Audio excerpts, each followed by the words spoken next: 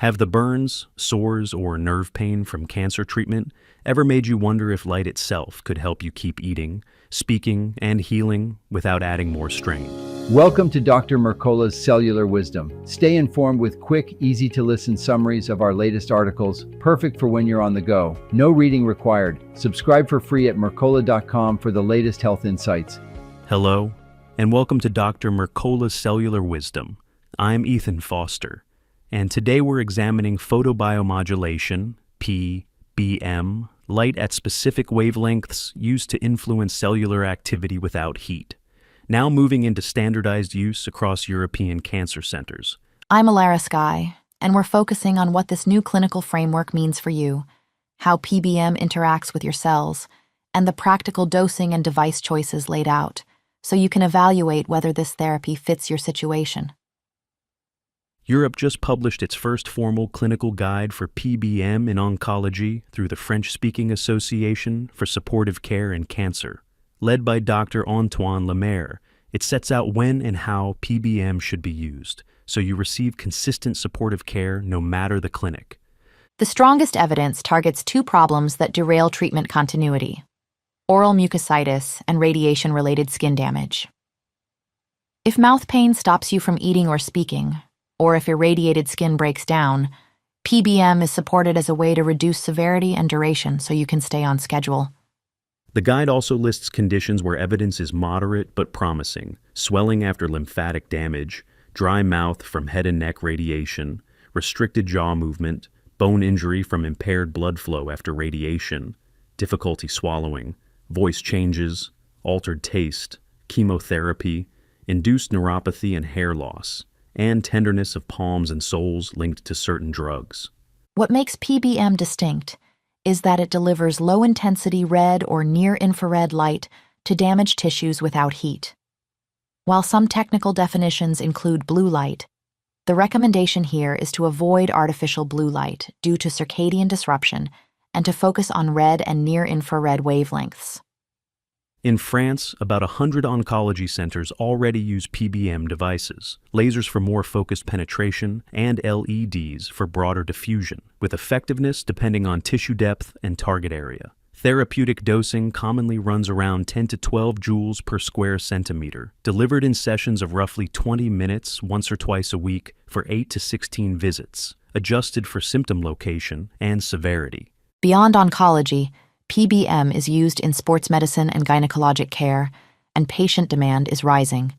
Barriers remain, including limited reimbursement, and the guide cautions that many home devices sold online lack certification or deliver poorly calibrated doses, which can undermine results.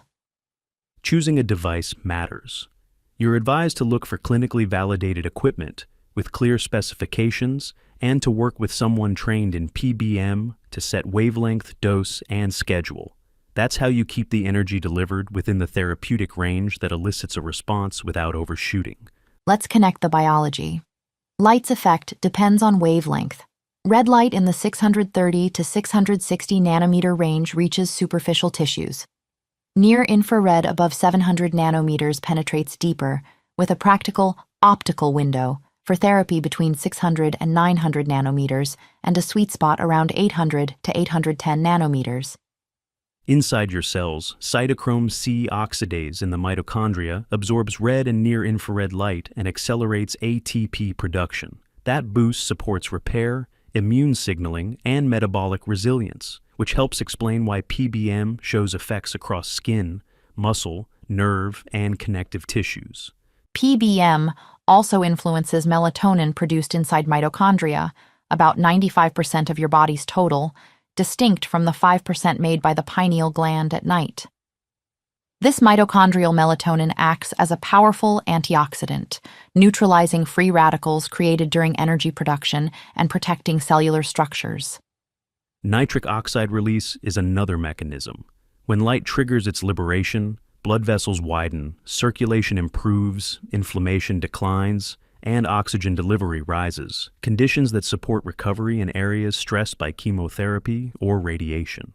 Dermatology reviews report benefits for wound healing in chronic ulcers and burns.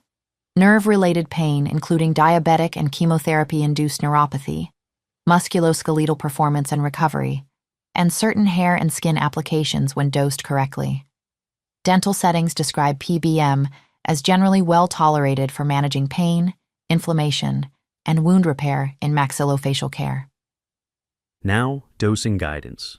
Research commonly uses 5 to 50 joules per session, with both too little and too much reducing effectiveness. For general whole-body wellness with a large panel, about 25 joules per session is suggested, roughly 10 minutes facing the panel and 10 minutes facing away, to support cellular signaling without overwhelming the system. Device selection should match your goal and required depth. A mixed red and near-infrared unit lets you target surface and deeper tissues together, but you'll need about 50% more time than if you used near-infrared alone. Prioritize devices with low flicker and low electromagnetic fields. One manufacturer highlighted for addressing those issues is Mito-Red.